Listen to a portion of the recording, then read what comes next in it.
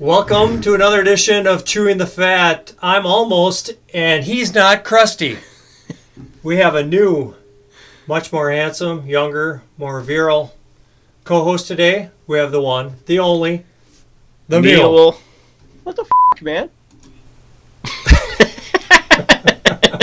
You've been replaced. I can't help it if, I upgraded. I guess so. Must be the Came from the top. Yeah, that's a requirement of coming in here.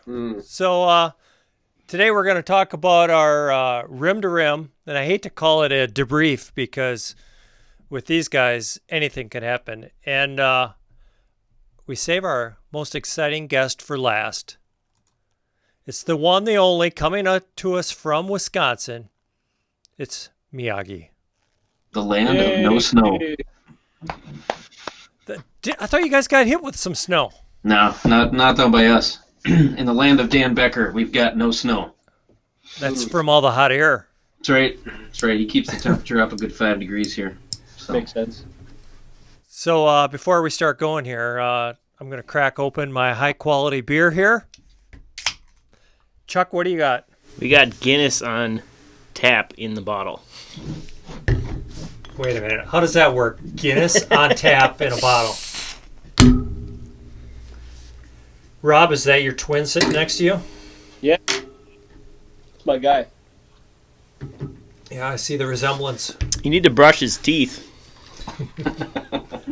Man, that's teeth guy, man. You need to brush Rob's teeth or his teeth? I met a schizophrenic carver in Florida, Cocoa Beach, who told me about witchcraft while he was carving this for me. It was quite the adventure. So I was hesitant to use the word debrief when Miyagi is in the room because Miyagi's been known to debrief people. Yep, and be debriefed himself. I don't wear briefs. Just the 5-inch shorts, Jeremy. Yeah. I know. I've gotten multiple comments from people that watch the videos. They're like, those are some short shorts. And I'm like, hey, you can pull it off, man. I have a bit. I can. I have a bit on my video, which hasn't been released yet, where, Jeremy, you were wishing you had my shorts on. Not my shorts. But the same shorts. You don't want to wear my shorts.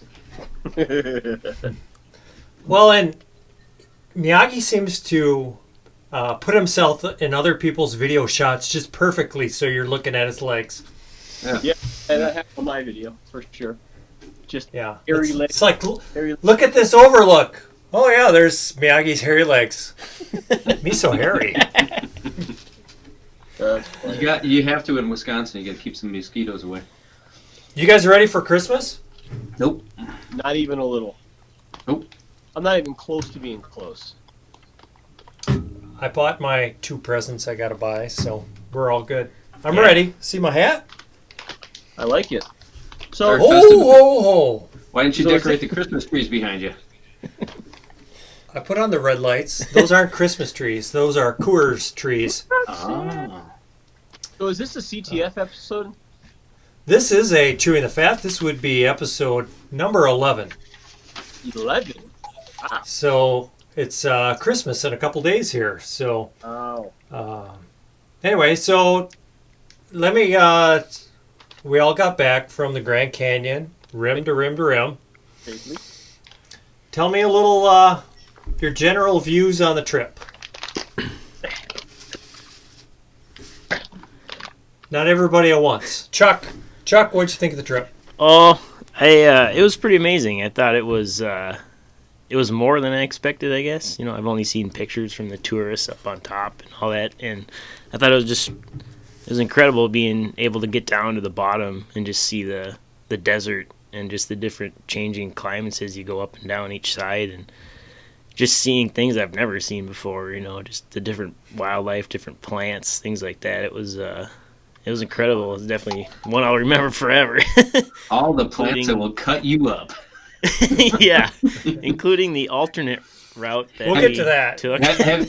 First of all, Chuck, have you forgiven me for that yet, Chuck? Oh yeah. Okay. I mean, right. as soon as it's over, it's all better. It's just you just deal with it, and then you're sleeping in your tent again. So I will get to it, but I gotta say it was a little uncomfortable seeing. I mean, Chuck's a big guy. If you see him, he's got just monster calves and things. And to see a man like that break down and cry, it was humbling. Yeah, Rob and I didn't regret going with you two on that. We talked about you. We talked about you all the time. Like on trail, what would Jeremy do? What would Rob do? Yeah, I'm excited for some footage to come out of that. I kind of want to relive it. So there are a couple of videos out of the trip, and Rob and I have put out videos. Miyagi, is yours coming out soon? Yes.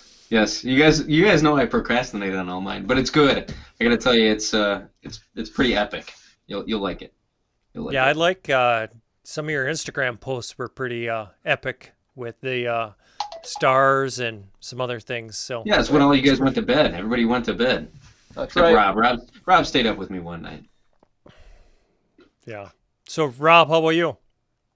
The trip was, it felt like quintessential out west, right? So you had the canyons and the dry, packed conditions. There were pockets of oasis type terrain down there because there's a lot of life down there, even though it seems barren and desert like. There's a lot of life. I knew it was going to be a challenge. I thought it was going to be harder. I knew I was going to struggle, but I honestly thought it was going to be harder. I appreciate sleeping on the ground in a tent a little bit more. I'm not as opposed to it as I have been in the past, provided you have the right setups and you have good quality equipment. I think that's pretty universal. But a lot of people. It surprised me how many people were actually there. It was almost shocking. But that was more on the rims, right? Yeah. But even down below, a lot of hikers were coming through, Phantom Ranch and everything like that. They were just, not so much on the North Rim, right? But Miyagi? It was a different experience. But the best company. Had some good guys with me. Aw. Yep. Aw.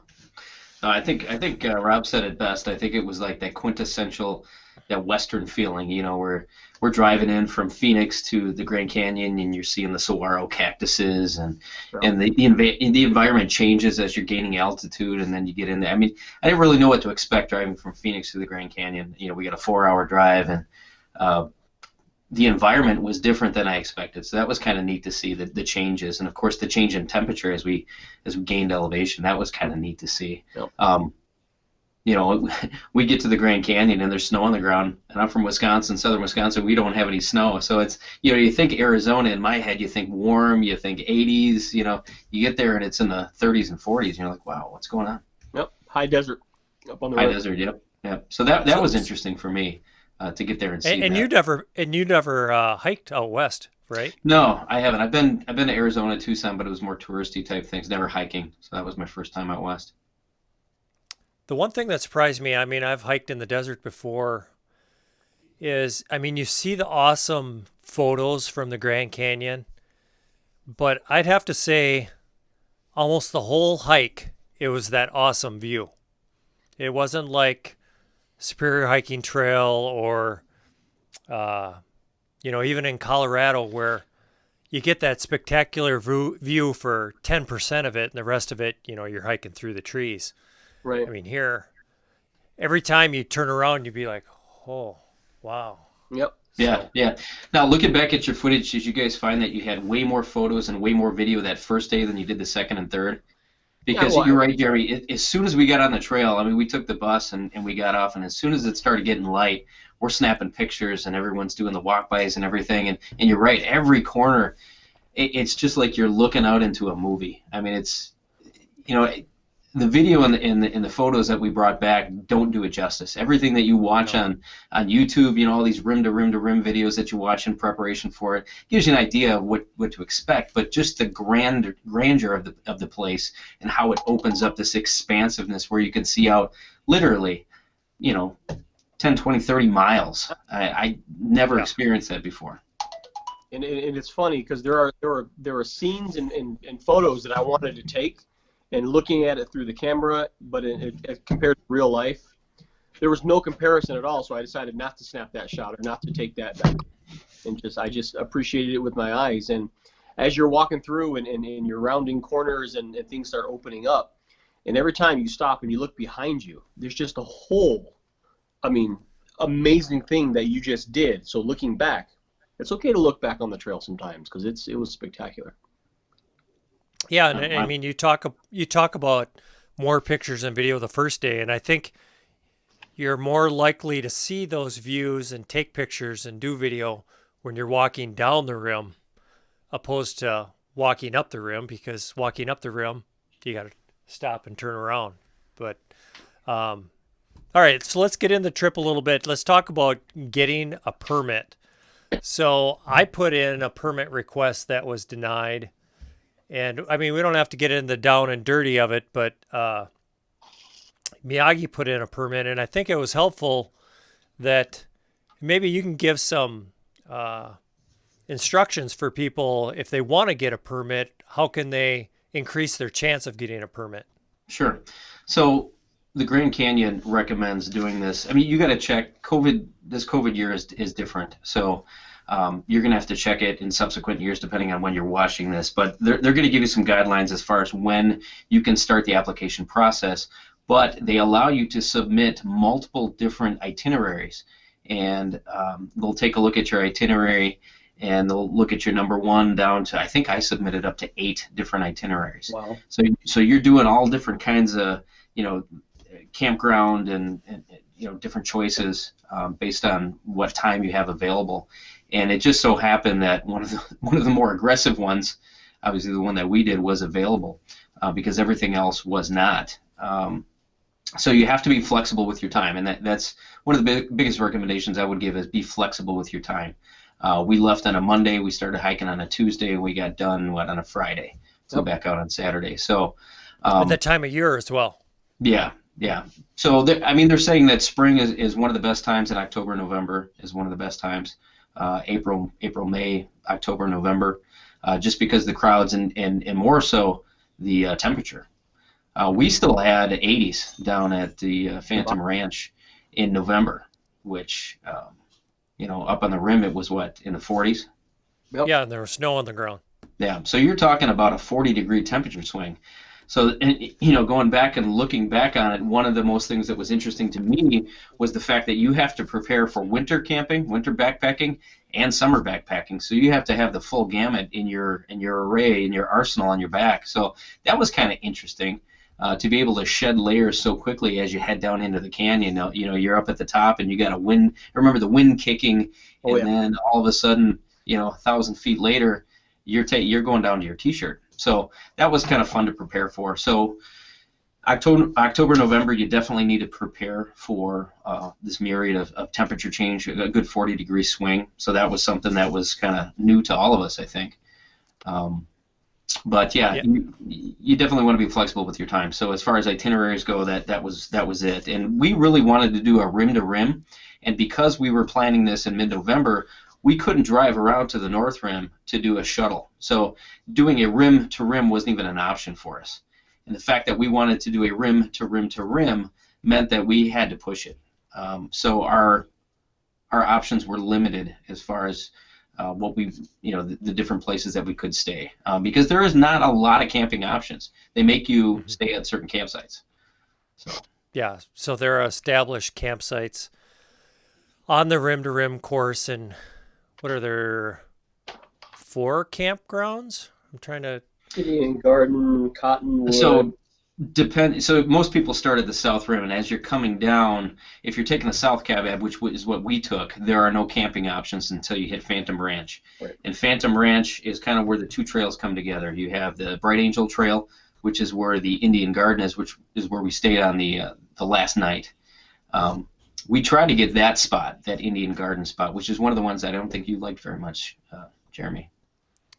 It was my least favorite just because you were really close to the other campers. Right. So that was one of my first options was stopping at Indian Garden, because I knew we were gonna be getting there late, and it gave us a chance to kind of relax and really enjoy the walk down, but that wasn't available. So literally we had to go from the South Rim 3/4 of the way to the to the North Rim to Cottonwood Camp. So you have You have Indian Garden. Your next stop, if you're heading towards the North Rim, is going to be the Bright Angel Campground, which is right next to Phantom Ranch. And I think Phantom Ranch also has some camping there. There's some group camping within the complex there. And they have cabins. Yeah. They have cabins, but there is a small campground, I think, that's associated with that as well. Okay. That was neat to see. And then, of course, we continued on past that. So I thought it was kind of funny, and I put it in my video that Miyagi had to share our backpacking resumes with the ranger there to help us get a permit because he didn't think that we'd be able to endure what our itinerary was. And there's an email from the guy saying that the first day would, break our spirits. Yeah. And the third day would slay our souls. Slay our souls. Yeah, it was very colorful language coming out of that ranger. I think just because the amount of rescues that come out of that canyon, there's a lot of people that don't prepare, I think, for a trip like this. And I even saw in some of the comments in your video that came out, people were like, oh, or there was that one guy that was, oh, you guys really need to research this. We did research. I mean, we put, 16 pages into this, so we knew what we were getting into here.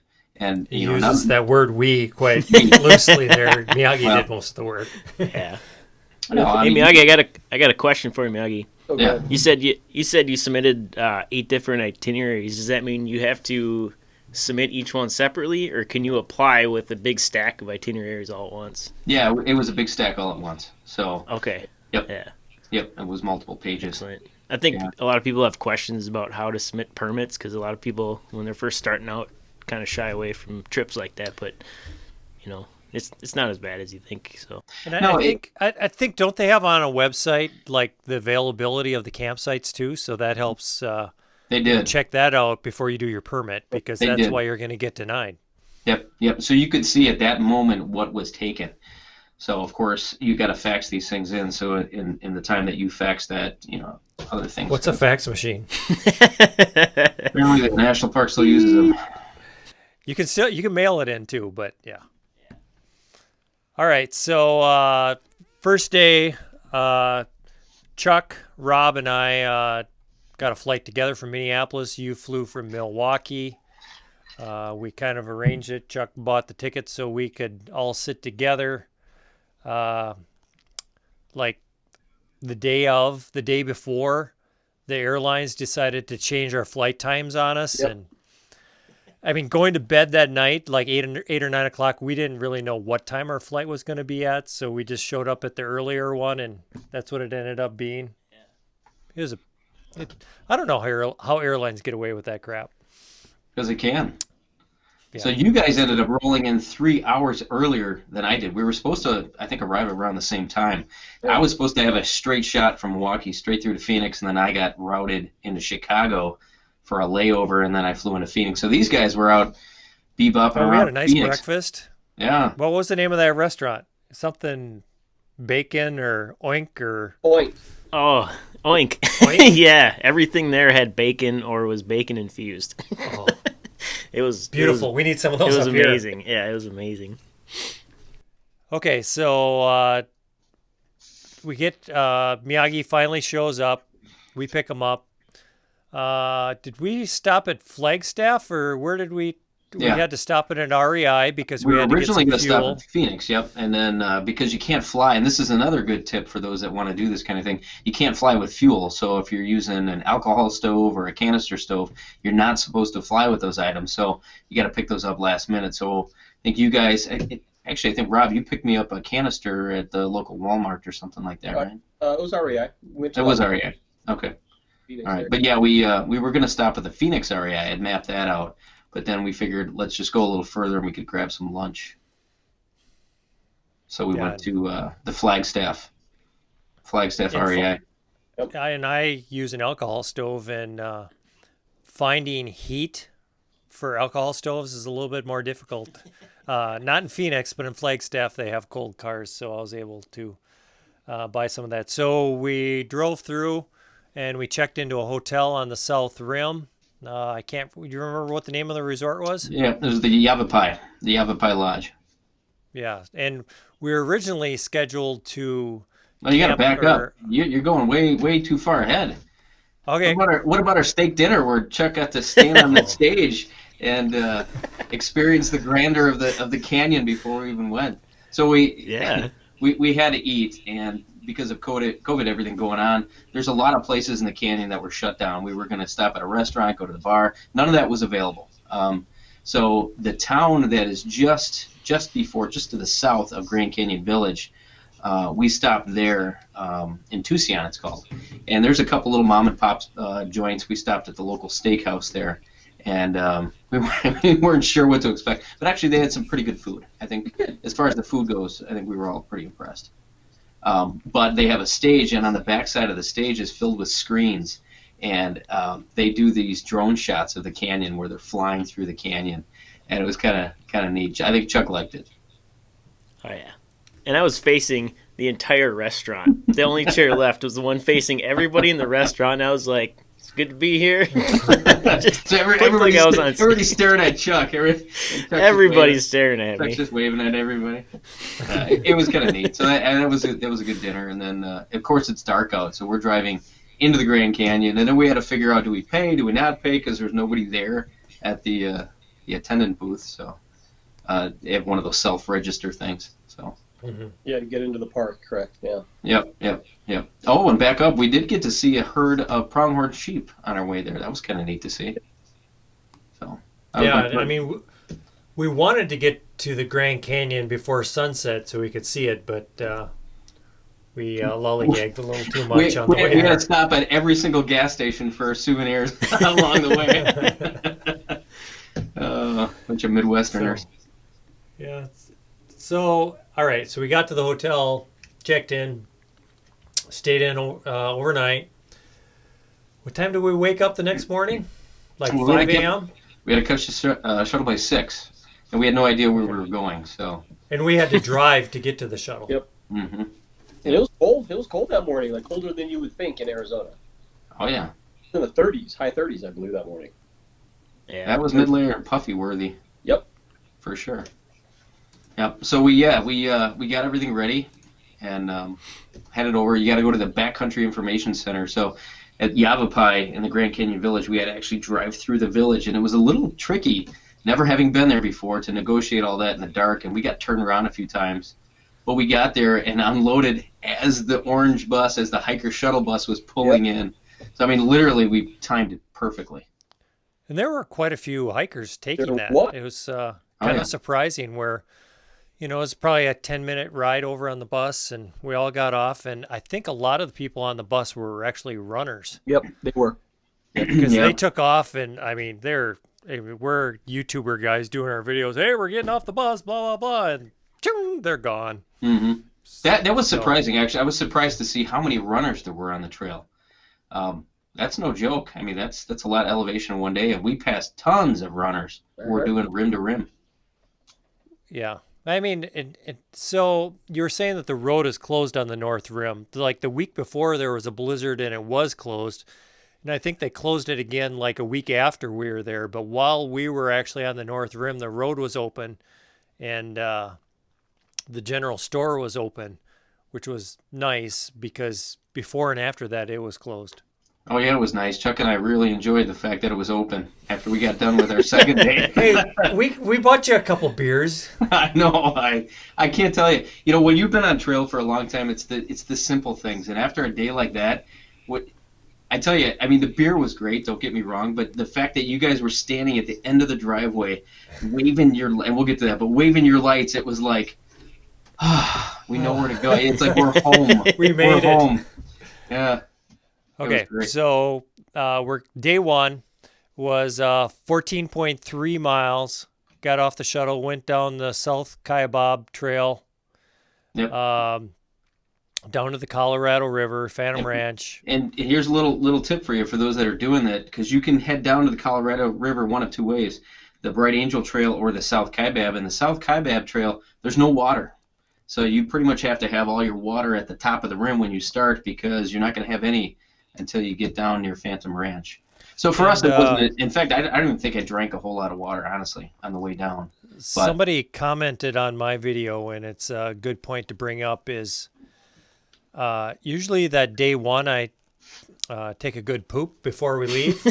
And we got up so dang early that I wasn't able to do that. And going down that trail, you can't really go off trail to take a poop. There is a bathroom like halfway down, but there was that one shelter. I was walking funny by the time I got there. Let's put it that way. If I'm not mistaken, the first bathroom was at Cedar Ridge. Yeah. And that's where you did your little poop thing that you do on the trail there. What's that scat? That's right. Oh, yeah. But So the second shelter we stopped at, I forgot what it's called. There was rain barrels there. You know that. Yeah. Rain, that was where the Tonto Trail met. Correct. Right where it started. Yep. So Yep. was there So barrels? Maybe. Hopefully. But I mean, that was kind of neat actually to see. But I mean, obviously it's not reliable. But as Rob was saying, they have this little lean-to shelter, and the tin roof feeds off into some gutters that lead down into two water barrels. So.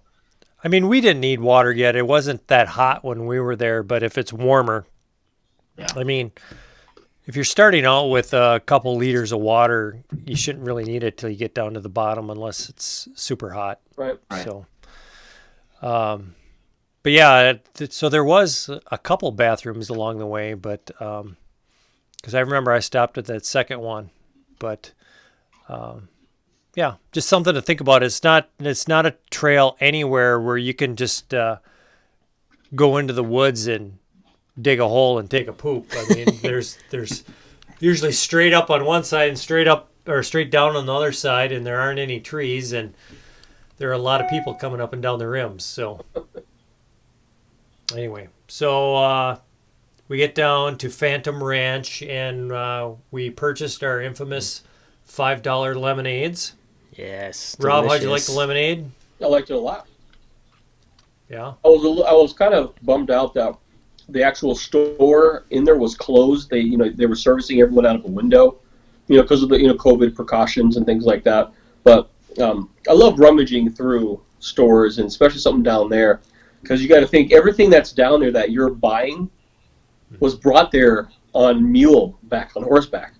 Yeah, so we saw the mules as we were climbing down. Yeah. Yep. So we actually saw them when we were coming down, probably half hour into the trip, and then when we got down to Phantom Ranch, they were making their way back up. Yep. So that as we were coming around ULA Point, that's where they kind of passed us up. Yep. And ULA right Point. there. That's a very creative name. Mhm. ULA Point. Ooh-ah. There's a dirty joke there someplace, but we won't go there. Okay, so, I'm going to be honest with you guys. When going down the South Kayabob Trail, that was hard on your legs. And I was just thinking the whole time, I'm like, oh my God, what have I gotten myself into? I'm going to have to hike this for another 30 miles. Yeah. And then, once we got actually down, and what people should know is once you're off the rims, there's probably 10, 15 miles inside the canyon that is relatively flat. Yeah, it's nice. Yeah, cruisy. So it's deceptively flat because you're actually gaining about 1,500 feet of elevation from the river back to Cottonwood, which is where we stayed. But compared, obviously, from the rim, yeah. Yeah, I mean, it's such a slow incline that you can't really tell. I mean, there's little rollers, but so I was a little had a little anxiety coming down, and then once we got to the flat, and by the time we got to Cottonwood, a little bit more confidence in what we were doing. So knees or quads or what was? Yes, all of the above, everything. Mostly quads. Mostly quads, which usually isn't the part of me that gets sore, but just going down on that hard surface, and it's mostly steps. Right. Well, Yeah, I'd say it's like a big staircase a lot of the way down. It's just logs are placed for erosion control, and by habit you just hit each one, and it's just it's like going downstairs a lot of the way. It's a pretty good grade going down. Your quads with every step is actually like a brake, basically keeping you from tumbling down the trail, right?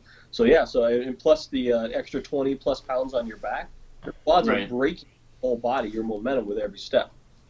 Yep. Yeah. Yep. I would recommend a shoe with a lot of stack height in it if you have something with a lot of cushion, because you are stepping on rocks basically all day. I switched. Normally I use the Timp, and I switched to the Olympus, and I'm glad I did because of that stack height. I think it took a lot of that brunt force, you're hitting. 'Cause I didn't really feel it. I didn't really feel it too much in my knees on the way down at all. So I think if you can get something with some cushion in your footwear, that would definitely be helpful on a trip like this.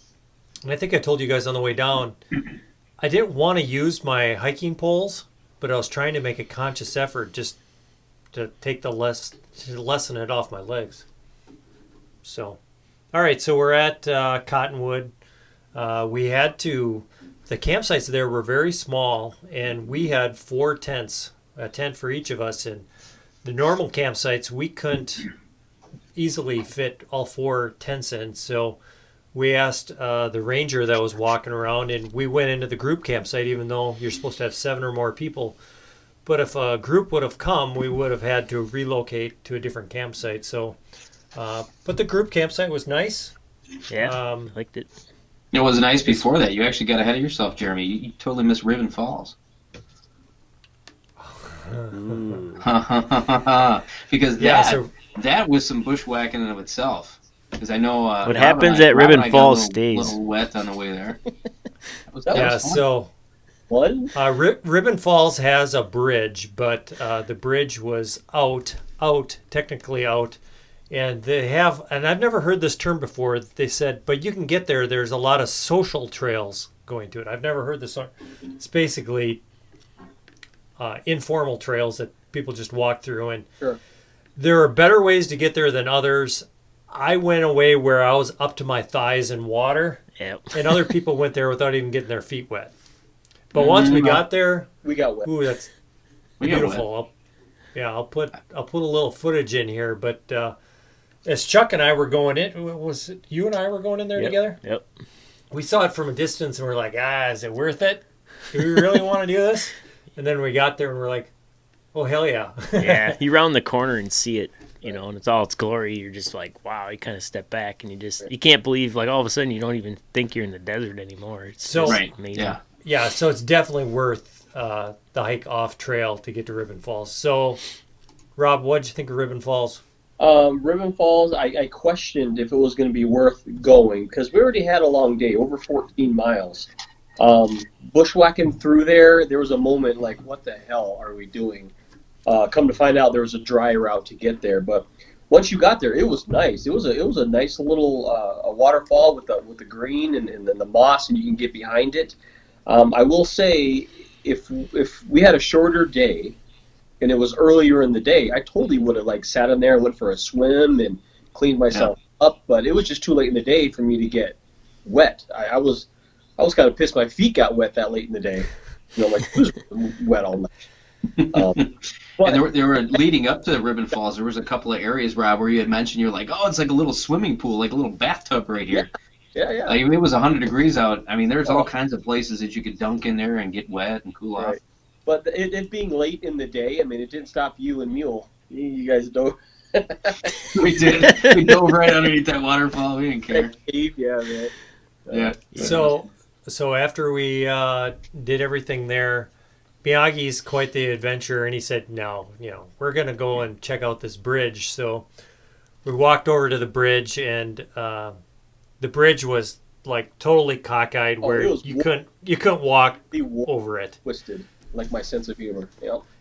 And it's a little bit different down there, where when you bushwhack, the undergrowth was so thick we couldn't really see what the creek looked like. So Chuck went to the right, Miyagi went to the left, Rob followed Chuck, and I followed Miyagi, and ended up that the way that Miyagi went was pretty tame, and we went through there easy. And way smarter.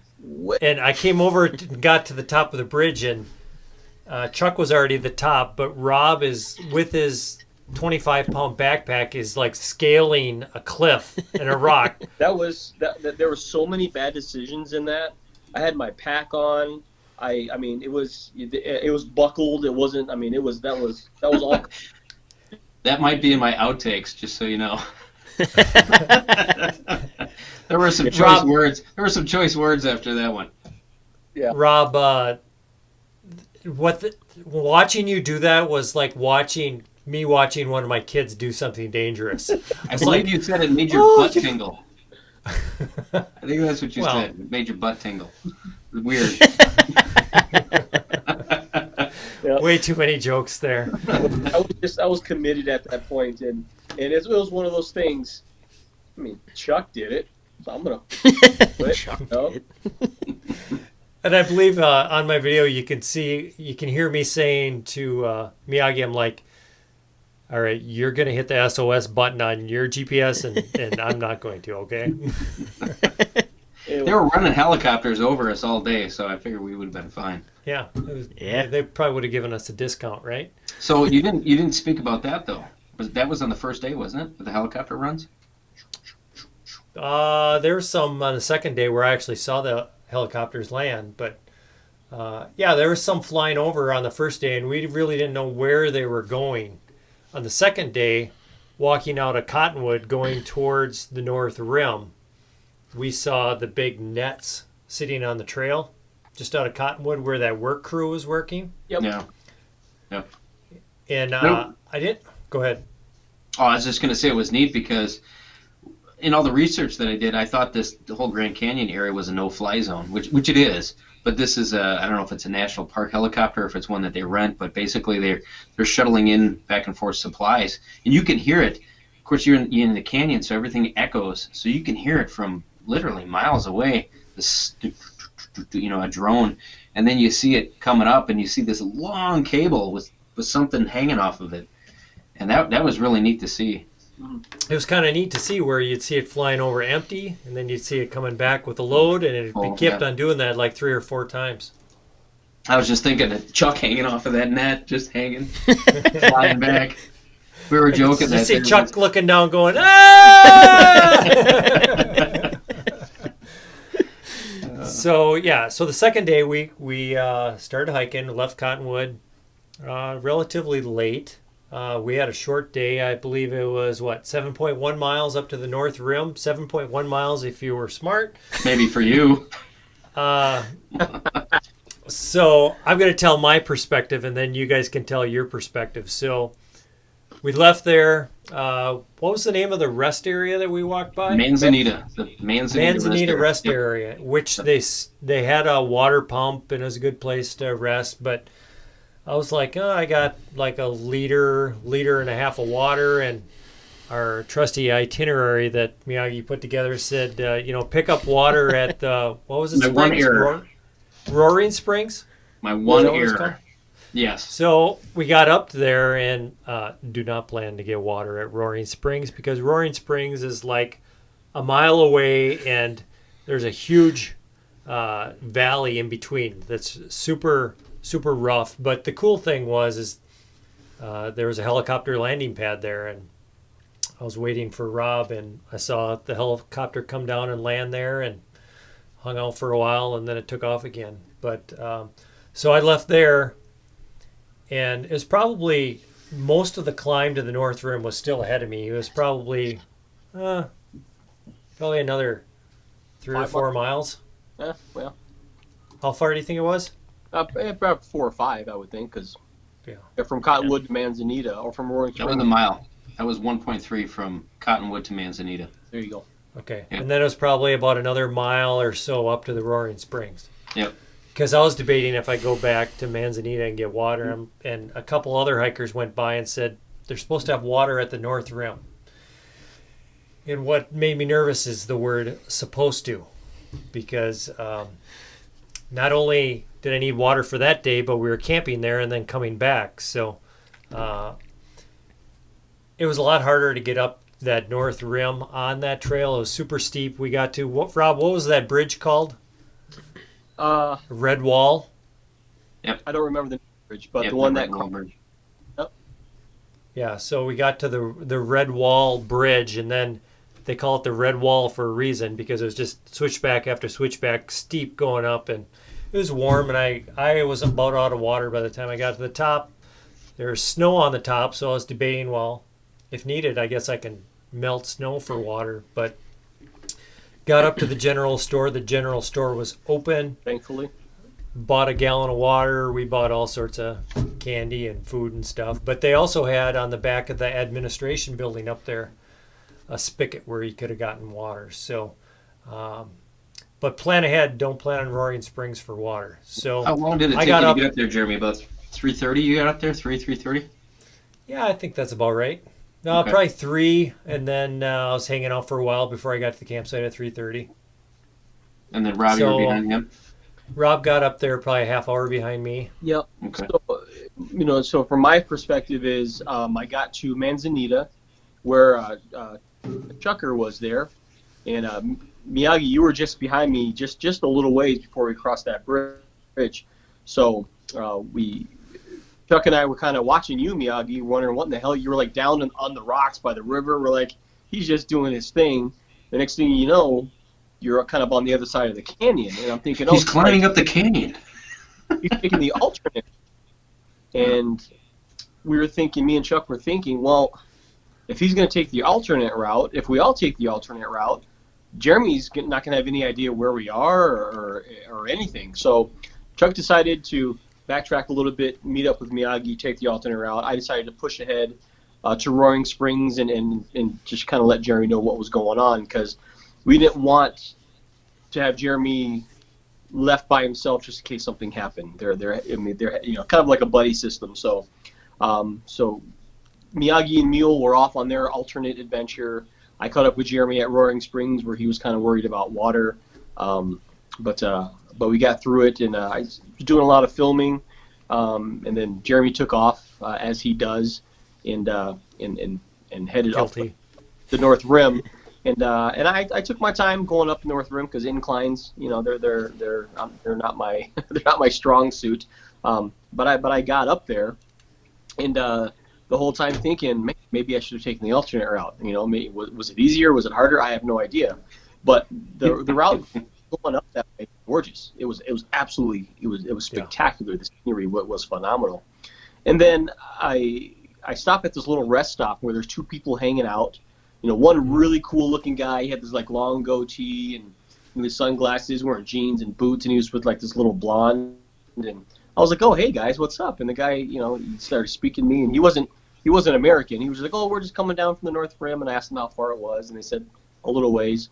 They were from Italy. They work on boats, and they're just touring the U.S. for a few weeks. And they said, "Hey, our RV is just at the top there. You want to ride to your campsite?" And I was like, "Yeah, I'll take a ride to my campsite." So I got all the way to the top of the water, like a banana. But it's funny, right where the parking lot is to where the North Camp, it's like literally a 5-minute drive, like 4 minutes, 5-minute drive. But it was cool to meet those guys. They were really cool. Gabrielle and Anastasia, they were very, very cool. And then I stopped at the general store myself, picked up some snacks, found Jeremy's stuff in the campsite. And it was windy. It was windy up there. I was thankful. Cold. Yeah, my wind blocking layers. And then now it was just, when is Mule and Miyagi going to show up? We were playing that guessing game. And they waited and waited and waited. We waited. And waited and waited. And waited and waited. The nice thing is you were carrying your Garmin InReach Mini, which we should have shared information with each other ahead of time, but we didn't. But up on the North Rim, I got cell phone coverage. I think they had Wi-Fi at the store, and I text your girlfriend, Trips, and she shared with me the link so I could see on my phone where you were at. So that was really helpful. I was trying to think of that phone call from her perspective. Like, what do you mean you need to find out where he is? When I got home, she was like, "You scared the heck out of me." Yeah. Oh, really? That's interesting because Yeah. the text going back and forth between us, I was saying to her, I was like, I'm sure there's nothing to worry about, but Miyagi took this other route. And can you share with me his GPS? And she was texting back to me like she was trying to calm me down. So it's like both of us trying to tell each other there's nothing to worry about. But Yeah, I So think that's it was a little bit interesting. of both. I think you were trying to calm each other down.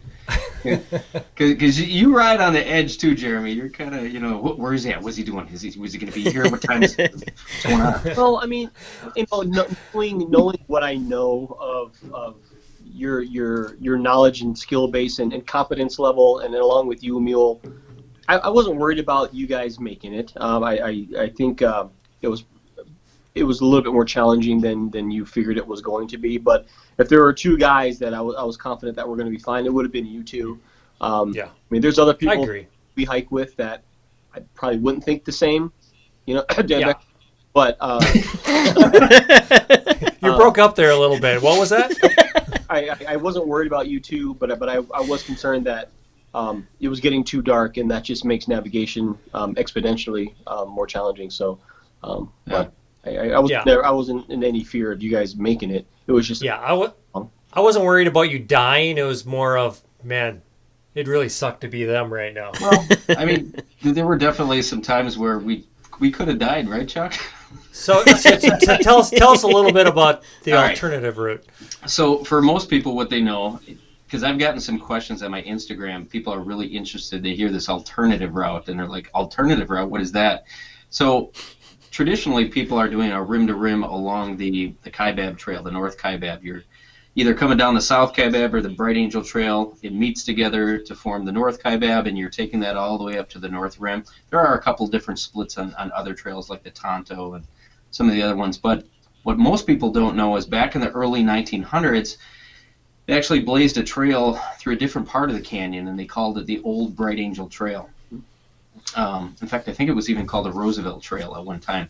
But that fell out of disrepair, I want to say, in 1908. So, Chuck, we were taking a trail that hadn't been improved since 1908, which is kind of impressive. But I hear it looked like it too. Yeah. It did. In fact, I was like 50-50, or as Milos would say, 60-40. I wasn't sure whether or not I wanted to do this, and we had such beautiful weather during this whole thing, and I'm like, you know what?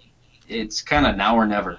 I don't know if I'm ever going to get this chance again, and what the hell? I'm going to do it. So I had mapped it out prior in my Gaia GPS, and I had some paper maps and things.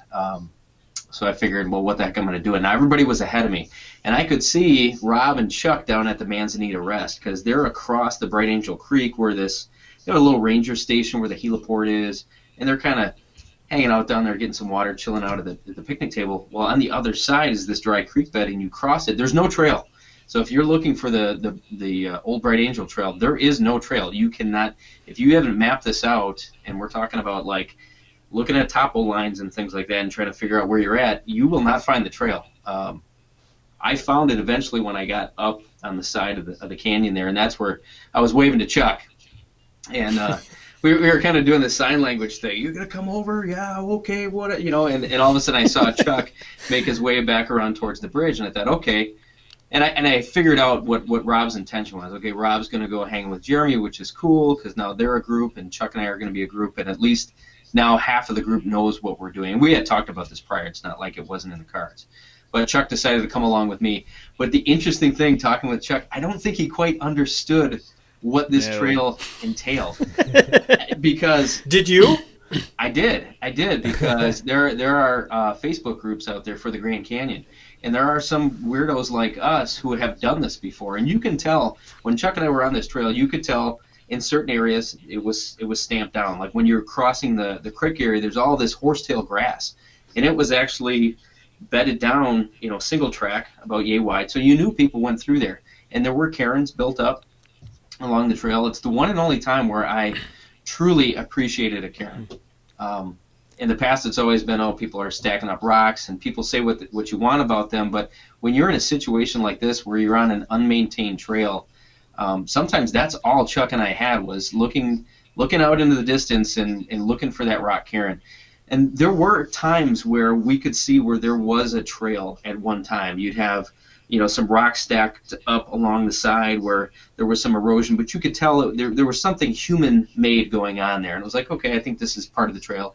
And then there were some short sections where it was a trail. It was like, okay, this is definitely a trail. And then there were big sections where there was no trail. No trail.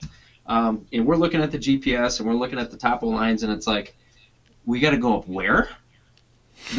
I mean, literally, you're hand holding and you're going up these scree piles, and I mean, we're just getting cut up by everything. If you look at my Instagram site, you'll see a picture of my one leg, and it's just shredded. I think I gave the camera to Chuck once, and I got stuck by a cactus. It was one of those, what was that, Chuck? Yucca. The yucca, right? Yucca. So there's this plant, and all the leaves have these little prickers on it, right? And I'm walking past that, and it pricks me, and I jump back to the right just as a yucca impales me right through the thigh.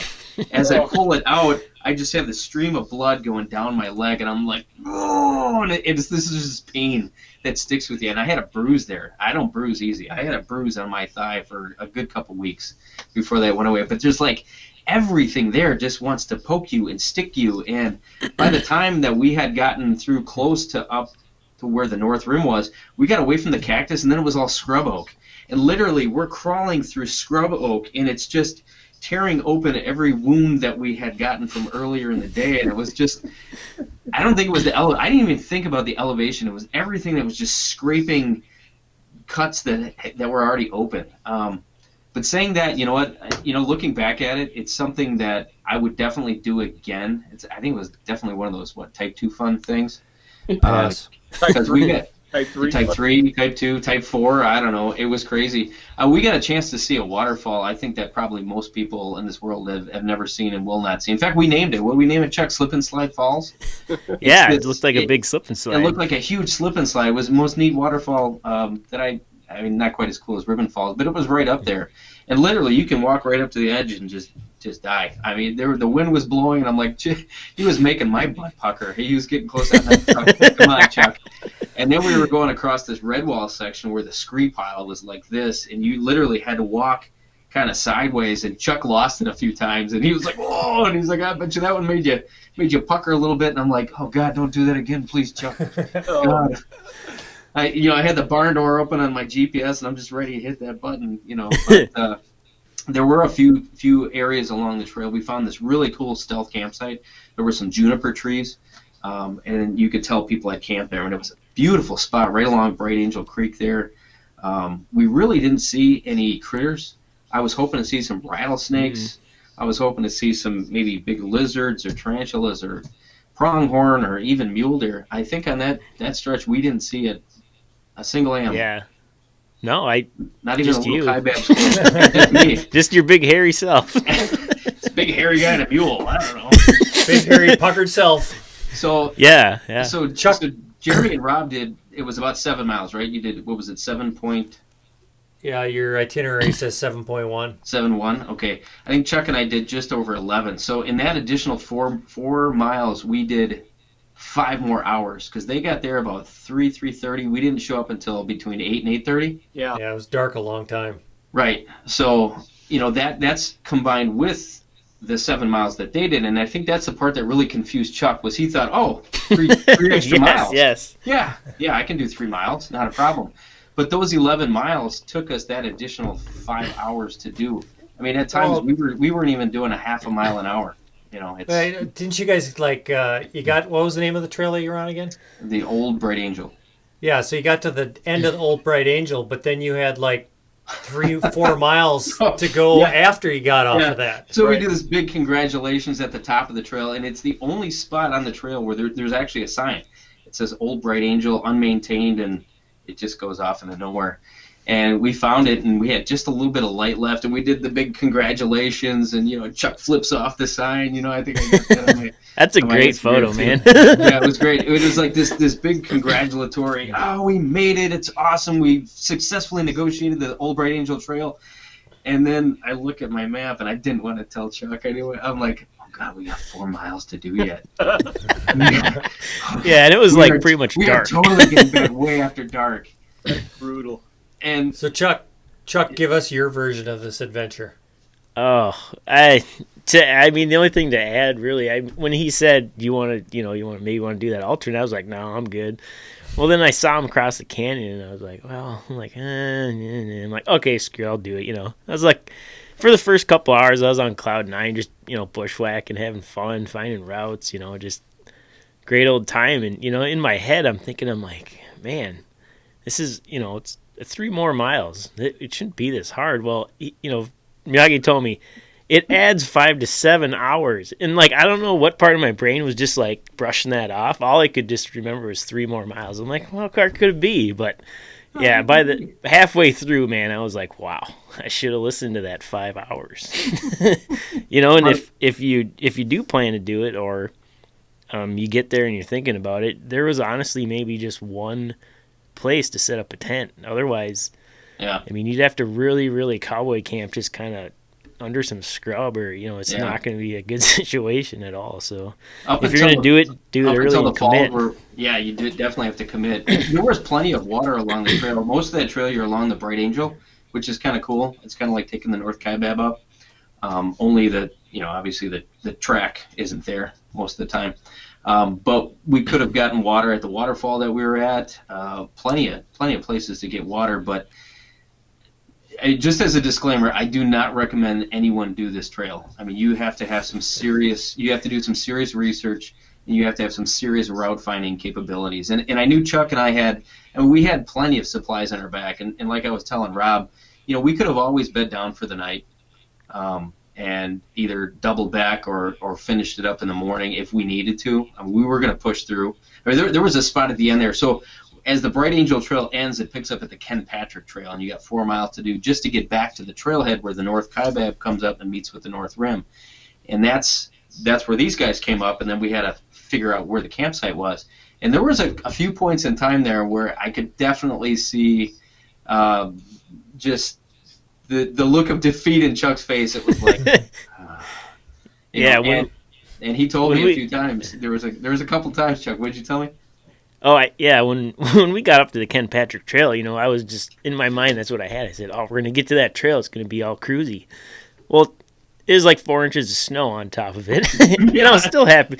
I was still happy to see it because it was a trail. For the Kentucky boys listening, it was deep winter. I mean, the snow was, yeah, I mean, holy cow. And when we got up there, I started having that not good feeling in my stomach, and I was a little queasy, and I'm like, and I didn't want to know how far we had to go.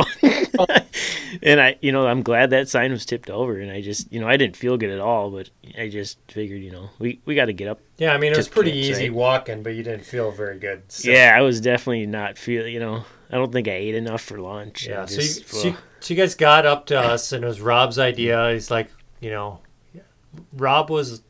I think Rob was actually more concerned about you guys than I was. He kept on looking for the headlamps, and he's like, let's go up by the general store and look for them. And I went with, and we saw you coming in, and it was quite the adventure. We got there, and you guys got your tents set up, made some dinner. I know, Miyagi, you called trips and kind of shared the experience with her and calmed her down a little bit. But it was a good adventure, but we should keep on moving along here.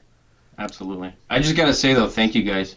That was, when Chuck and I were walking up, you have no idea the feeling that Chuck and I experienced when we saw your lights. It was amazing. That was trail magic for us. I mean, that's exactly how that felt. I've been on the Appalachian Trail, and to see that come out of nowhere where you're like, oh my God, that was that feeling with you guys walking up the driveway. Just the fact that you were there. I mean, you didn't have to have a beer. You didn't have to have anything in your hand. The fact that you guys were there. We were a little bit, because it's a really big campground on the North Rim there for car camping, that sort of thing, and we were a little worried. We were like, are they going to be able to find us? So yeah, that was great. We got up there. Interestingly enough, and this is, I'm going to talk about this later, the worst thing about hiking the Grand Canyon is there are no campfires. And it gets dark, in November pretty early, and it was cold up on that North Rim, and there were actually fire rings up there for the car camping, but since it was so late in the season, I mean, they didn't have any wood available or anything like that. So we went to bed relatively early.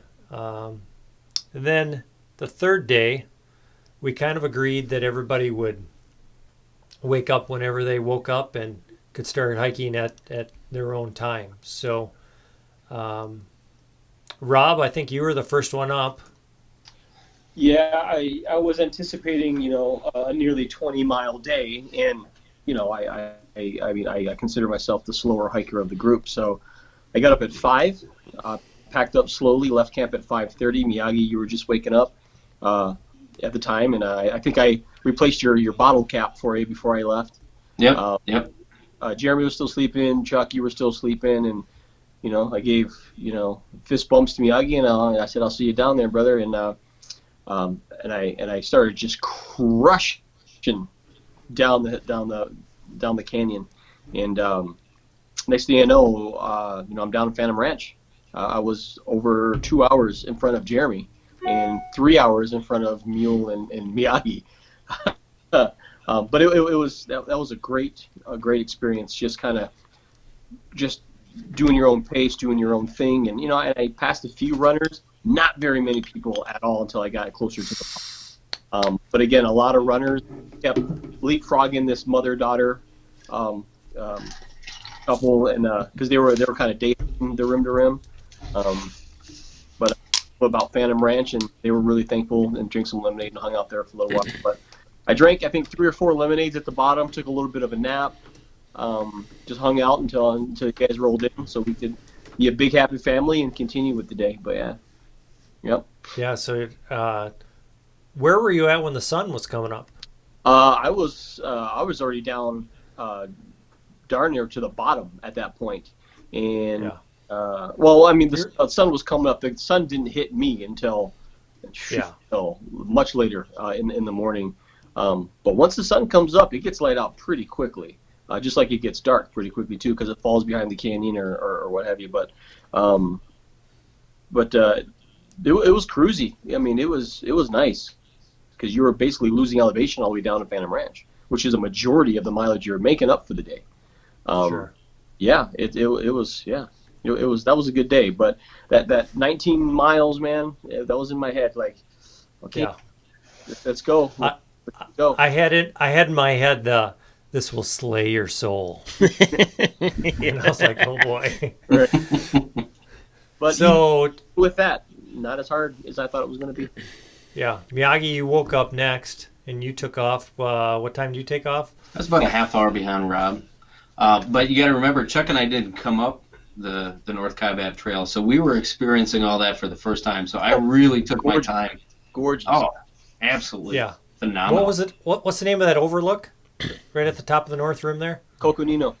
Coconino. The Coconino. Now, I hit that right as the sun, like I was shooting a video, and the first time I shot the video, the sun wasn't up, and I had to redo it, and the sun came out like right as I was doing the video. It was really cool. Yeah, that was when I watched your video. That was really, really cool. I was like, oh man, that's awesome.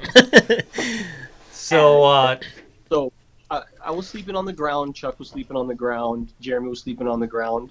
Miyagi brought a hammock, and he made it work in the Grand Canyon every night. Miyagi, you know that's illegal, right? The only place, Am I breaking up? Oh, sorry. So, anyway, so I took off. Chuck was still sleeping.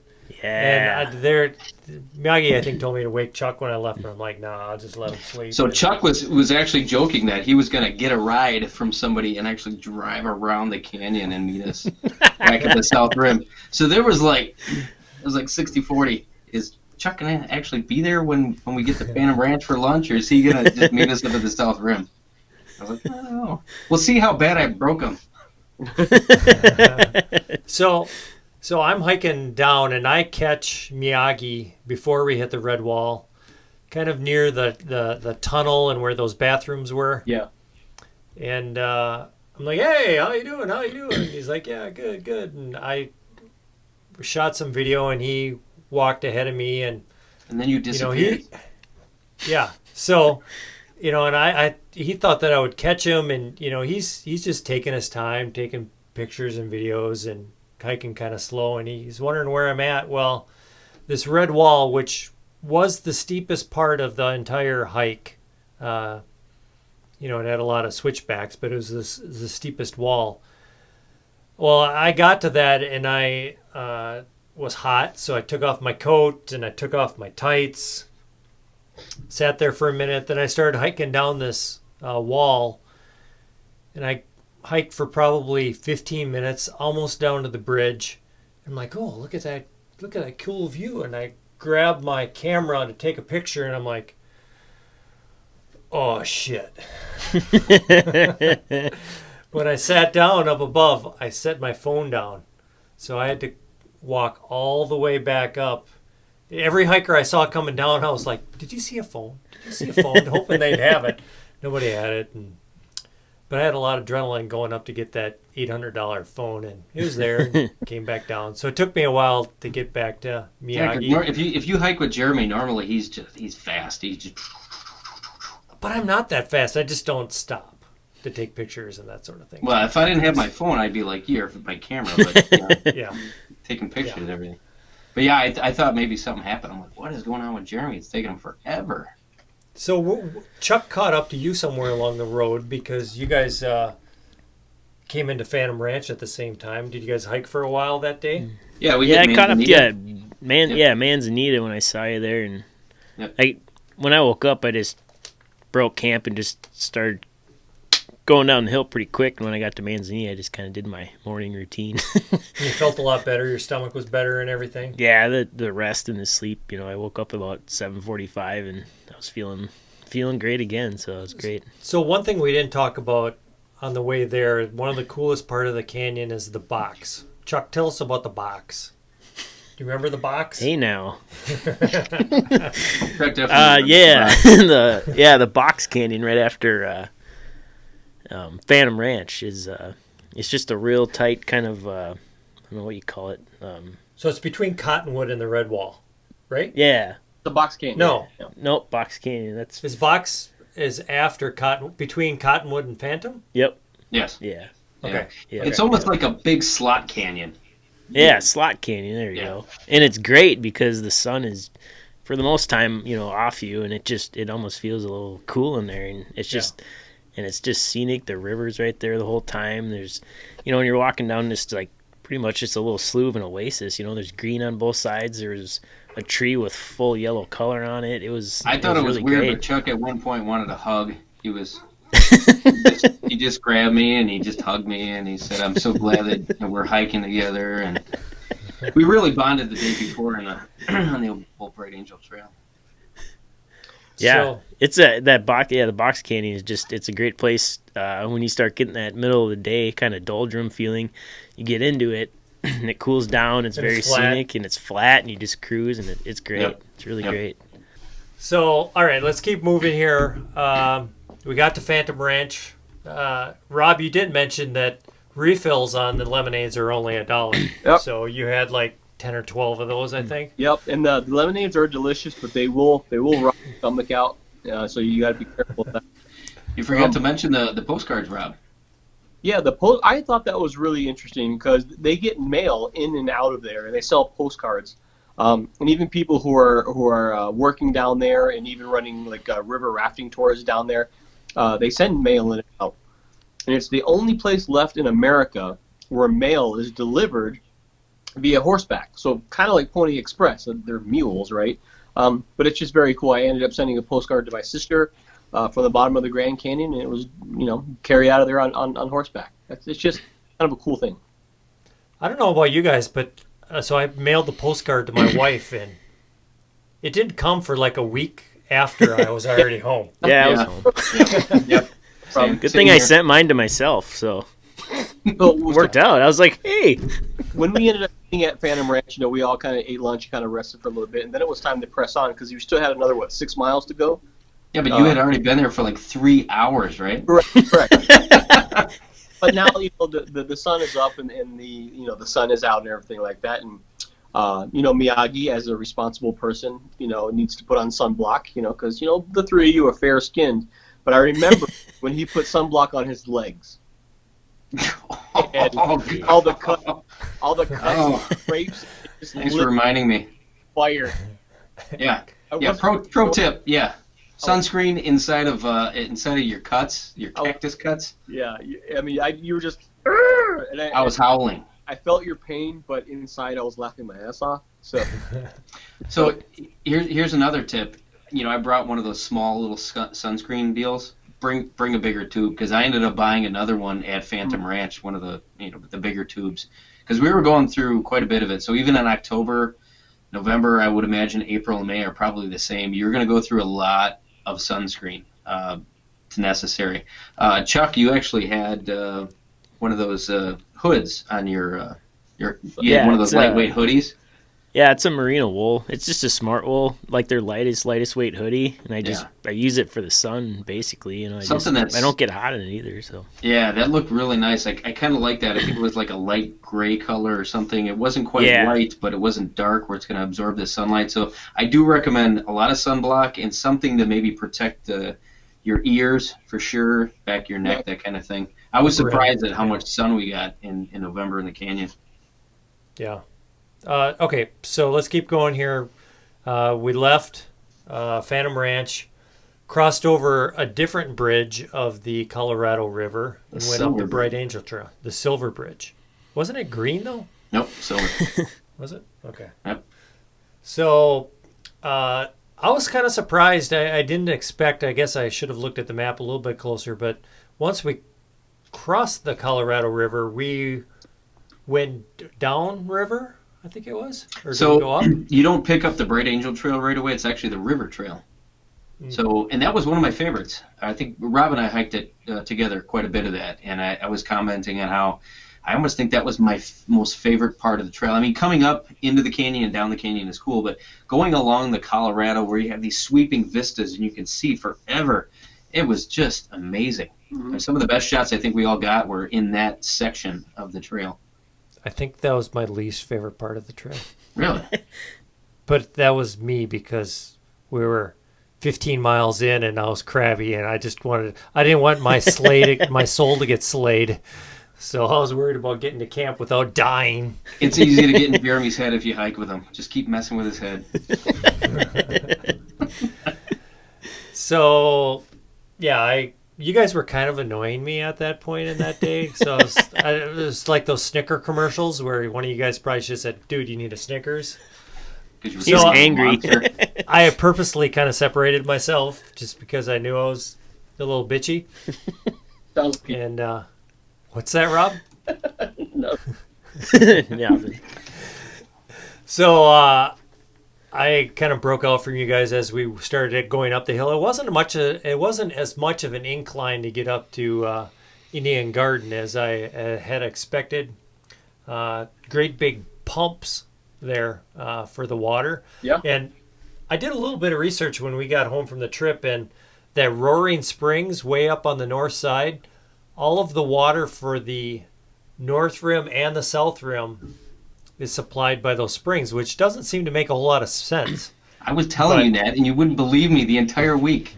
You're like, you got this creek going almost all the way to Phantom Ranch. Well, it does go all the way to Phantom Ranch, and you got the big Colorado River.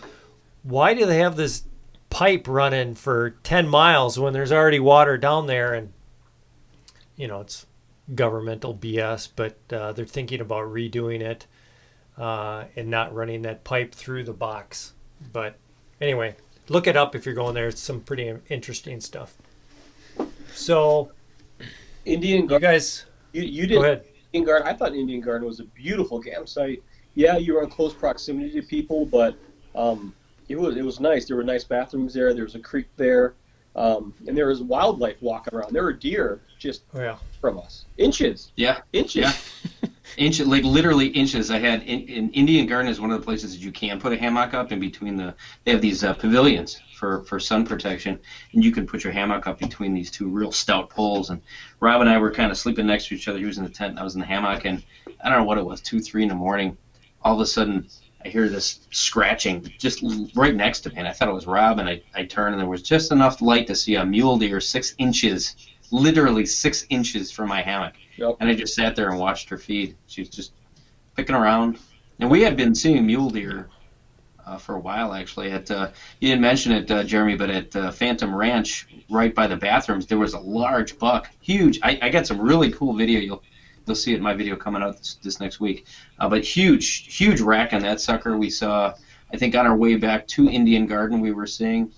We saw that herd you picked up on the plateau there, Rob. There was a herd of mule deer. And then we saw a few in the box canyon that you picked up, I think, Chuck. We saw a couple as we were leaving Phantom Ranch to go up Yep. Just a mom and the fawn there. Yep. So, all right, so we make it up to Indian Garden and camped out. It didn't get as cool as we thought. It was really good sleeping weather. We got up somewhat early the next day on day 4, and we had a 6.1 mile hike up to the Bright Angel Trailhead. What'd you think of that hike, Rob? I liked it. Again, a pretty gaining some pretty decent elevation, and then the crowds. We started seeing the crowds, and the further along the trail and the closer you got to the rim and the more elevation you gained, you saw a lot of people starting to come down from the Bright Angel Trailhead. And a couple of things that I noticed about these hikers is you could tell pretty quickly who was a day hiker and who's been on trail for a little while. You also got a strong sense of people who probably shouldn't be coming down as far as they are because they got to climb back up. And some people who, how do I put this, are less than ideal physically able to probably make that climb. Yeah, it's a lot easier to go down than it is to go back up. Yeah, very much so. And then the day hikers, they all smelled good. They all just smelled wonderful. I'm sure we smelled like garbage and burnt hair and vomit, but they smelled wonderful. I smelled fine. What were you doing to smell like vomit? Where did you go? Was it the lemonade or what? You had to get your masks up and everything because now you're with more people and everyone's masked. Yeah. After you've been on trail for a couple days and doing, what you do 30-something miles already, the mask was a little less of a concern. It's always nice though when you're hiking out after camping and backpacking for a few days, and if you look like me with the big scraggly beard and you see a mom going down with their little kid, they're like, "Oh, look at him! He's one of those mountain men." I think they tried to give you money. I don't think that's the face that they were giving you, Jeremy. It was the mom sheltering her child away from you. Don't look at him. Don't look at that man. Don't look at him. He's got food, beard. Hello, little boy. All right, so we make it up to the top. Chuck just took off like a rocket. He was actually there before me. Yeah, I caught, I don't know, about a quarter, I don't know, half hour into that morning's hike. I just caught a breeze and I just rode it all the way up. I was just screaming. Stopped for the mules, and that was about it. Otherwise, I was just blowing through. So we did see a mule team with a bunch of tourists on them coming down. I didn't expect to see that, but that was kind of neat. And did you guys notice? Maybe it was just me, but like some of the mules, like towards the end of the train, would just kind of look at you and try to intimidate you. They're like, "Boy, you better back up." That's because you got off on the wrong side of the trail. Oh, I did on the way up, and the lady leading scolded me. And I know the reason why is you don't want the mule to push you off the cliff and go down the cliff. But it was like a really wide spot, and I wasn't worried about it. But anyway. That would have made good video. I get knocked down, and I look up, "You're such an ass." You did those switchbacks really quick. Yeah. Jeremy, how did you get behind me? All right, so we get up to the top. You guys look at all your tourist shops, look for your T-shirts, your stickers, all that sort of thing. And then we had to walk another like 3/4 of a mile to find the car. Yep. And that was interesting because we parked when it was dark and it was daylight. Yeah. And there's a lot of parking lots up there. So we figured it out and got in the car. The railroad tracks for a while is what we did. Yep. Yeah. We looked like hobos, so, what the heck. Yeah, why not? We hop in the car and we make the long drive back to Phoenix. 3 hours or so. For those of you that have been on long backpacking trips before, you know what it's like to to stink. 4 dudes coming out of the Grand Canyon, stuck in a car in the Phoenix. And Miyagi, it isn't the smell just coming from his armpits. Ooh, and, I have a friend named Toots, and he doesn't even compare. Yeah. So, anyway, so along the way we found our gas stations again, and I grabbed some McDonald's and grabbed some Subway and made our way to Phoenix and checked into our hotel there. Since our flight got moved up the next morning, we figured we could go and have a good time in Phoenix and not have to worry about waking up as early. Yep. And that was the end of the trip. Just like that, everyone's home and safe, right? Right. Rob and I are a little bit more calm. Miyagi and Chuck may have had a little bit of fun that night. Well, his bail was low. We made it back. And the bad part is me and Rob locked every lock on our hotel room door. And then we heard banging. And Oh, yeah, we would have busted. we were getting obscene texts from them showing what they were doing, where they were at.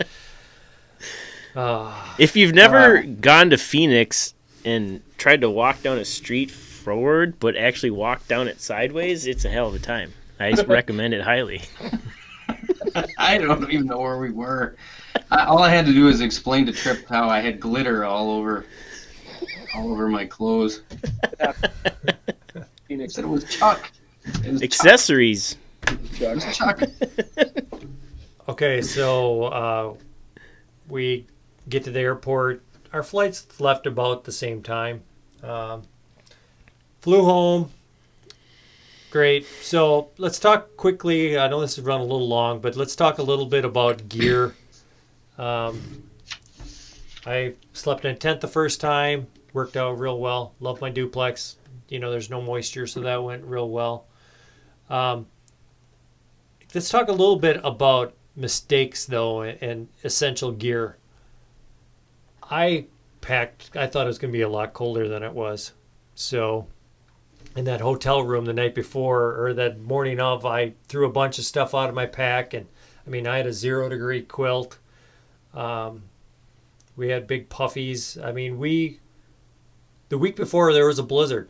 So we packed that way, and down in the canyon, it's a lot warmer than it is up on the rims.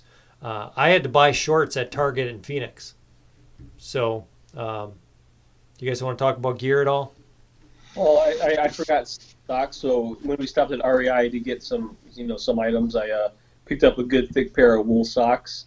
I ended up forgetting my tent stakes, and I also wish I would have brought camp shoes. I wish I would have brought dedicated camp shoes. And left the rat sack in the the rat sack. Miyagi, what the hell? You tell us to buy this rat sack. So prior to this, I had planned it all out, and I told Jeremy at these campsites they have these metal bins with a little latch and everything you can put your stuff in. But Jeremy kept asking, what are we going to do with our food? What are we going to do with our food? And I told him numerous times. So it's my fault. Okay. It is your fault.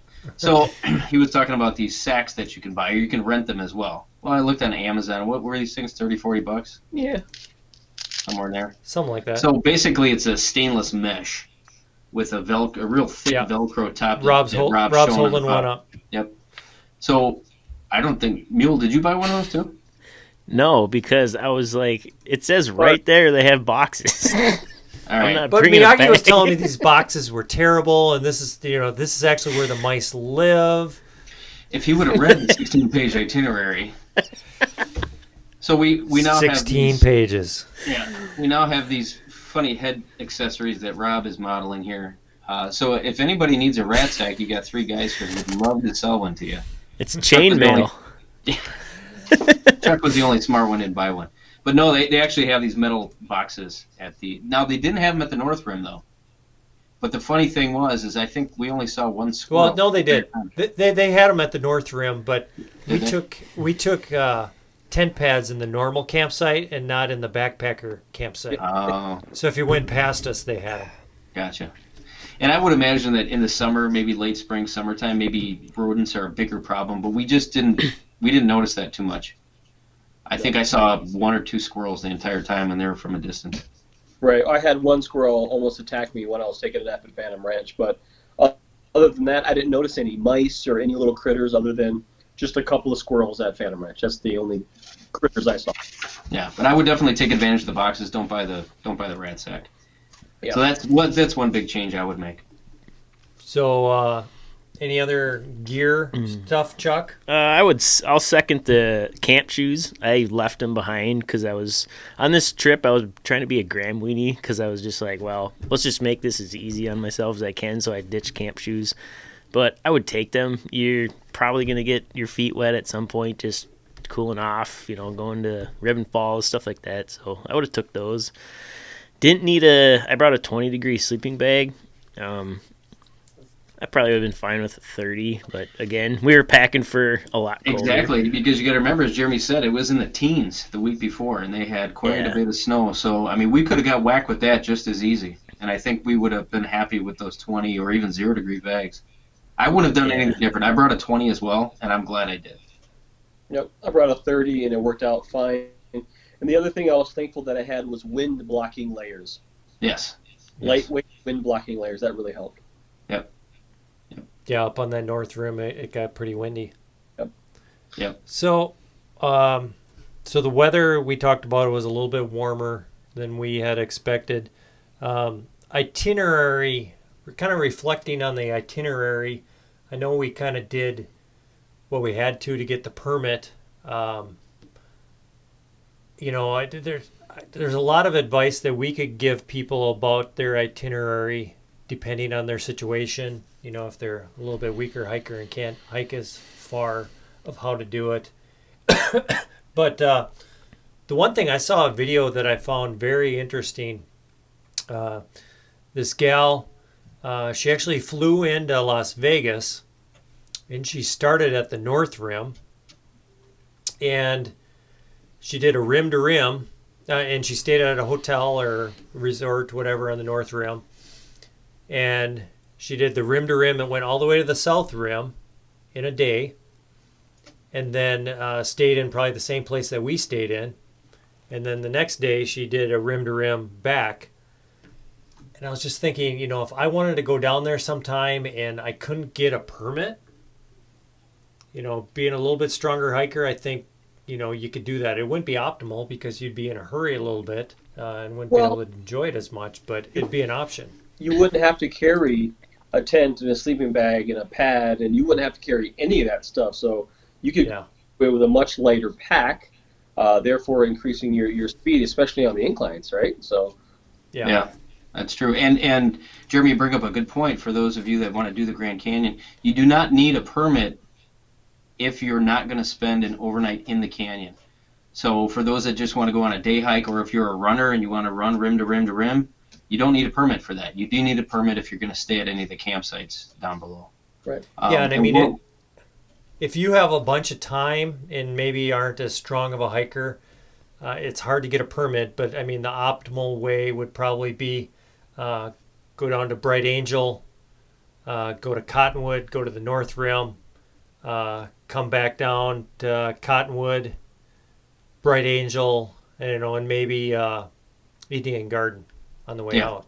For sure. I definitely would have added a day or two to our itinerary. It would have been nice to spend a little bit more time at each of the places because it felt like we were just getting into camp as it was getting dark out. We really didn't have a chance to explore the area very much. Mm-hmm. I know, Rob, you kind of blazed through that last day, the second to last day, you got a chance to explore Phantom Ranch a little bit, but I think it would have been better if we could have spent the first night either at Indian Garden or Phantom Ranch, then that next night at Cottonwood, next night up at the North Rim, then back down to Cottonwood, then Phantom again, and then back up to the North Rim. Really kind of extended, take your time, because if you're into photography, videography, there is so much to capture. And we didn't even get into the nuances of the desert area there, because there's so many little critters. We never really got off the corridor too much. I mean, Chuck and I did when we got off trail there, but we really weren't looking for the small critters, and I think there's so much to see. One thing we didn't mention on the very first night when we were at Cottonwood Camp,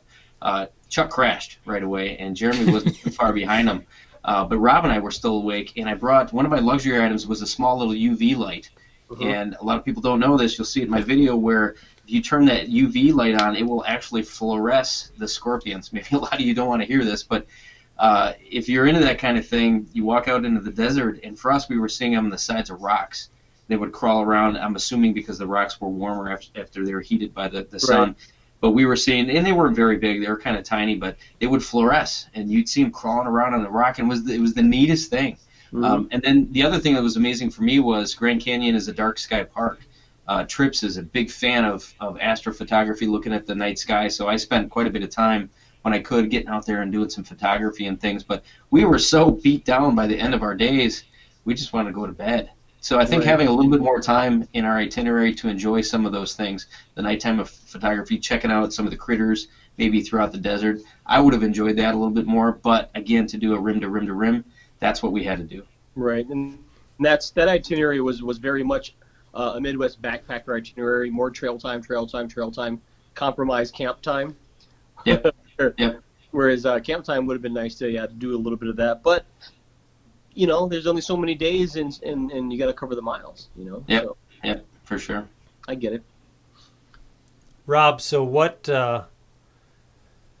if you could have done anything differently? What would you have done? I probably would have extended it at least another day. Day one, I probably would have stayed at Bright Angel.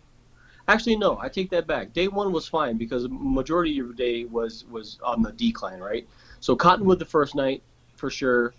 Then North Rim, and then Bright Angel, Indian Garden, back. Another itinerary that we saw a lot of people do is they went to Cottonwood and went up to the North Rim and back down to Cottonwood in a day hike. Yep. Which that doesn't sound like a bad idea. Plus, if you don't want to pack that colder quilt, you could pack a little lighter that way. That's true. Yep. There's a lot of ways you can tackle it, And I wouldn't mind exploring some of the other trails there. The Tonto Trail, I'd be curious on checking out. I would like to do it again just because of the fact that I know what I'm getting into now, and I might slow down a little bit. Yeah. Just because there isn't that anxiety of getting to camp, and know what you're getting into. That's something that Rob had mentioned to me, I think, on the second day. He's like, man, are we cruising? I'm like, yeah, we're cruising, man. We're really putting in some miles here. And we kind of slowed each other down. We were like, I don't think we need to go this fast. I mean, we're really kicking out the miles here. Yep. Yeah. And, on that third day when we had to go nearly 20 miles, I slowed down because that was actually my favorite part of the trail was coming down the North Rim. Past the bridge where you're walking along the cliffs, and I really slowed down and enjoyed that. What was you guys' favorite spot on the trail? Coming through that tunnel out onto the Black Bridge, that was kind of neat. Oh, yeah. And just the history behind that bridge, which I talked a little bit about in my video, but I really like the bridge, and I like that river walk along the Colorado. Chuck, what was yours? Yeah, I agree with Jeremy. I didn't walk up that section of trail, so the next day coming down it was new, and yeah, it's just amazing. It's just, I got down from there, just amazed, and I looked back up, and it's just a wall, and I'm just like, how did they make this trail? This trail is very old, and it's like, how did they do it? I want to know, because it literally goes up a wall and just switch back. So it was really cool to see, and just being from the Midwest, and then getting flung out into the middle of nowhere desert, it was really cool to see, in person. It was like, Wild West movie type scenery. Yeah. I had a blast just seeing different things. And I think Chuck and I had commented a few times, we're walking down the trail and you look up and you see this vista or this rock outcropping, and we were like, man, wouldn't it be cool to see like a cowboy come in, yeah, up on the rim as the sun's coming down. You just had that the Marlboro Man.